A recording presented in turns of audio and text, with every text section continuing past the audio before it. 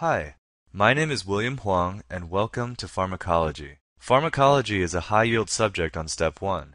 Besides memorizing the characteristics of key drugs, spending some extra time to really get familiar with the core principles will pay big dividends on test day. Understanding 4 key equations, volume of distribution, clearance, loading dose, and maintenance dose is absolutely essential. The first graph is a Michaelis-Menten graph that should be familiar from biochemistry and relates the reaction rate to the substrate concentration. Rate is measured along the y-axis and substrate concentration is along the x-axis. Generally, as the substrate concentration increases, reaction rate also increases. The graph is labeled with some important parameters. Vmax is the maximum reaction velocity and is directly proportional to the enzyme concentration. Vmax can also be thought of as representing efficacy, a term that will be defined later. So higher Vmax is reflective of a higher efficacy. Km is a measure of an enzyme's affinity for its substrate and is defined as the substrate concentration at 1/2 Vmax. So a high Km actually reflects a low affinity and a low Km reflects a high affinity. Another way to think of Km is in terms of potency, another term that will be discussed in more detail later. For now, just know that a low Km reflects a high potency. The second graph shown is a Lineweaver-Burke plot. It is also known as a double reciprocal plot because it is the same information as the Michaelis-Menten graph above, but now the y-axis is the reciprocal of velocity, 1/v, and the x-axis is the reciprocal of substrate concentration, 1/substrate concentration. It is useful to plot the information in this way because now the y-intercept represents the inverse of Vmax, 1/Vmax, and the x-intercept represents -1/Km. So, when reading this graph, reaction velocity increases as the y-intercept decreases. Km increases as the x-intercept moves to the right, which means that potency decreases as the x-intercept moves to the right. The third graph is important for the test. You should be familiar with how to compare different forms of enzyme inhibition based on the Lineweaver-Burke plot. Competitive inhibitors have the following characteristics. They typically resemble the substrate and bind to the active site of the enzyme. Because they bind the active site, their effect can be overcome by increasing the substrate concentration and diluting the inhibitor out. Competitive inhibitors increase Km such that the x-intercept is shifted to the right, which means they decrease potency and affinity. On the other hand, competitive inhibitors do not alter Vmax, hence the y-intercept is unchanged. Non-competitive inhibitors have the following characteristics.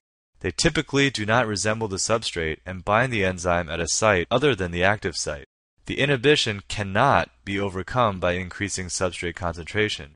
They have no effect on Km, so the x-intercept is the same as the uninhibited graph, and potency/affinity is unchanged. They do, however, decrease Vmax, which can be seen on the graph by increased y-intercept relative to the uninhibited line.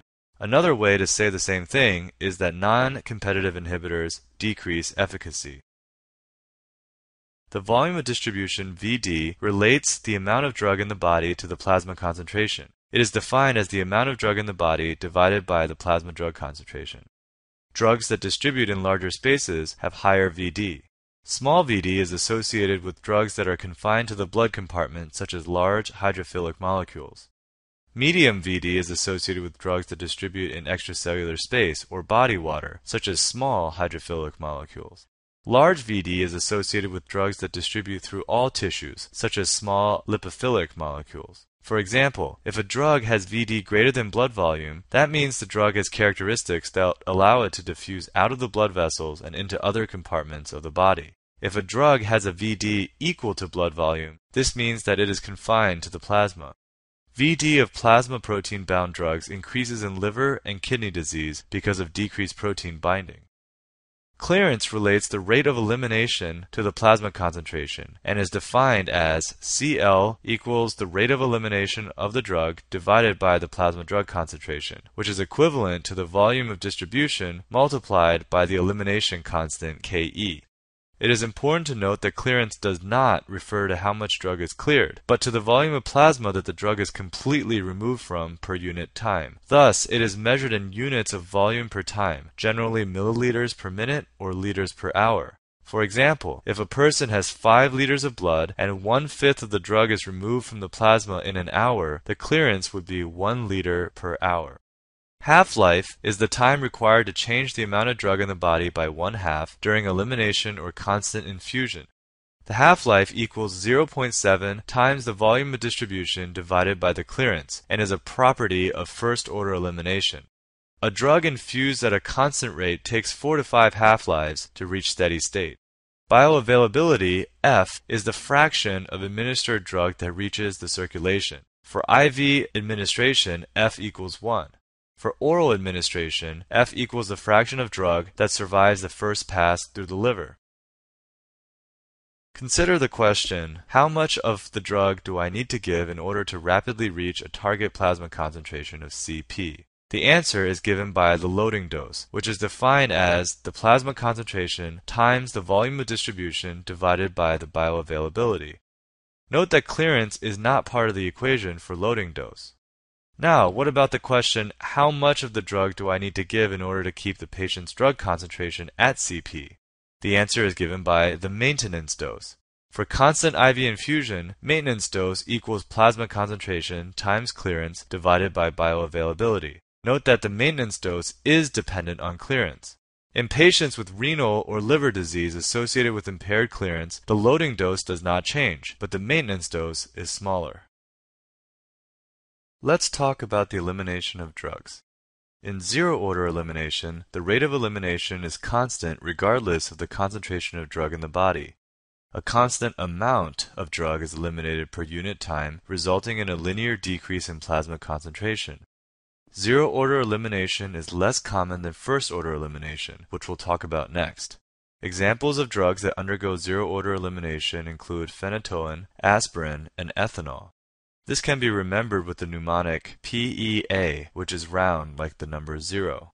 In first-order elimination, the rate of elimination is proportional to the concentration of drug in the body. A constant fraction of the drug is eliminated per unit time, resulting in an exponential decrease in plasma concentration. Most drugs are removed from the body by first-order elimination. Recall from physiology that neutral particles cross the cell membrane much easier than charged particles. The same principles regulate drug reabsorption once the drug is filtered through the glomerulus. Ionized species, or charged particles, get trapped in urine and are cleared quickly because their charge prevents them from crossing plasma membranes. Neutral molecules can be reabsorbed across the tubules. Therefore, if a drug needs to be cleared as quickly as possible from the body, the urine should be adjusted so the drug is in its ionized form. Weak acid drugs such as phenobarbital, methotrexate, and aspirin are ionized in basic urine, as shown by this chemical equation. Hence, bicarbonate is used to treat overdose with a weak acid drug. Weak base drugs, such as amphetamines, are ionized in acidic urine, as shown by this chemical equation. Hence, ammonium chloride is used to treat overdose with a weak base drug. Here's a helpful mnemonic. Drugs are welcomed into the body when they are the same as the urine and rejected when they are different. For example, weak acids are reabsorbed when the urine is acidic and eliminated when the urine is basic. The body increases the excretion of toxins and drugs by transforming them into less lipid-soluble and more ionic particles. This is the basis of drug metabolism. There are 2 types.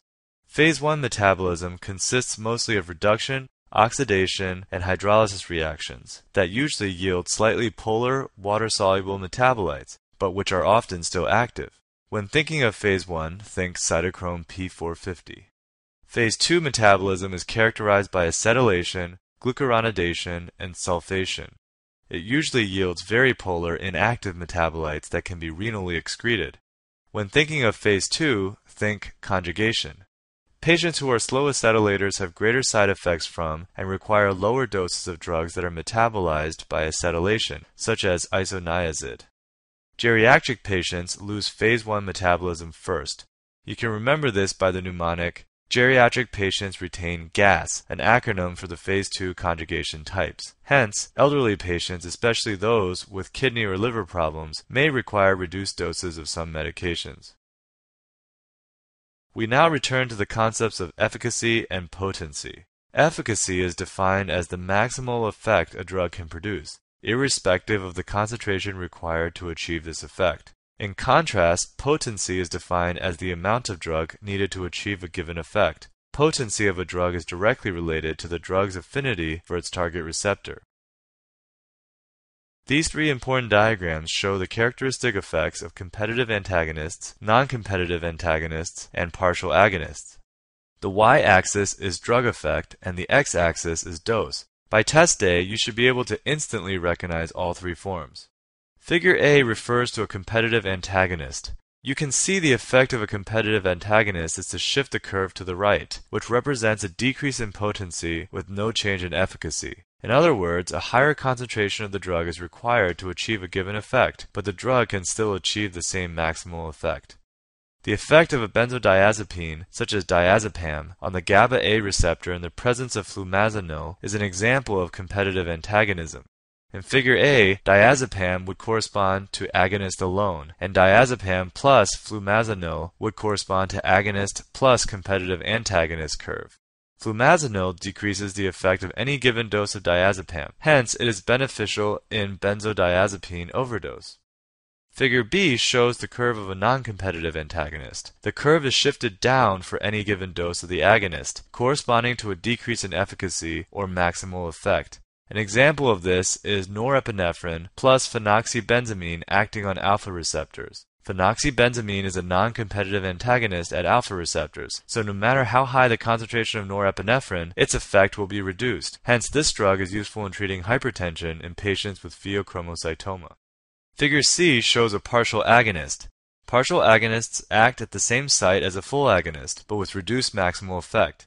That is, decreased efficacy. Potency is a different variable and can be increased, decreased, or unchanged. This independence of potency and efficacy is an important topic on the boards that is frequently tested. In this plot, potency is shown to be increased. A key characteristic of this drug class is that when partial agonists are given alone, they act to stimulate the receptor, but when they are given in the presence of a full agonist, they act to reduce the overall effect. Morphine plus buprenorphine at the opioid mu receptor is an example of how a partial agonist works. When buprenorphine is given to an opioid-naive person, he or she will feel an analgesic effect. However, when it is given to a heroin addict who is used to a regular supply of full agonists, he or she may go into withdrawal. Even when heroin is administered, its effects will be partially blocked by buprenorphine.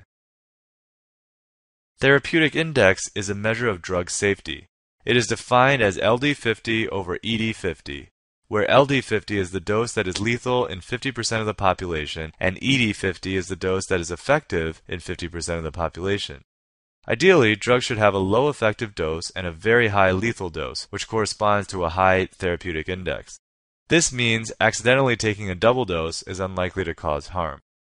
Safe drugs have a high therapeutic index. Less safe drugs, like digoxin for example, have lower therapeutic indices.